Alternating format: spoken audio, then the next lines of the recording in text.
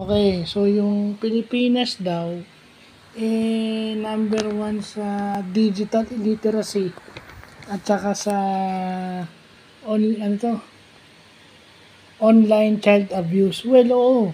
Kasi um, tayo ang may pinakamahina at pinaka mahal na internet.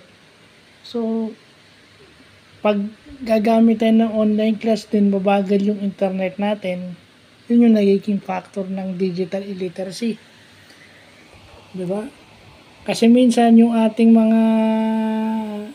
yung karamihan ng mga Pilipino is naasa sa data na nakaload at hindi line. Okay? Karamihan ng mga Pilipinong may maganda ng cellphone. Pero yung data nila is, yung load nila is, yung data na ginagamit nila prepaid, hindi naka-line. Kasi hindi nila kaya naka-line kasi mahal. So, yun.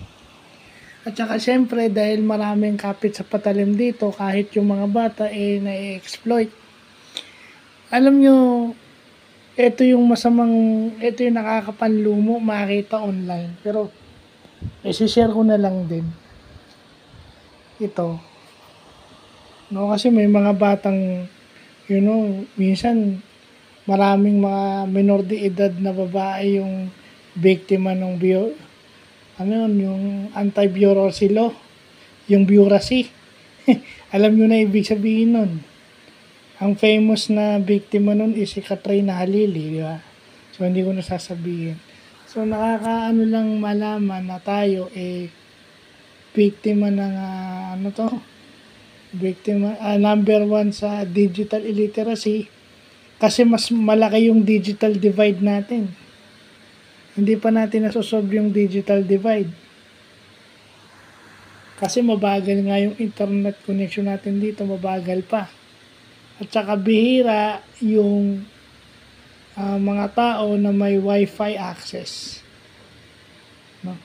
Karamihan ng mga tao is, maswerte pa ako dahil pang dito sa bahay, naka-wifi ako, di ba? So, yun.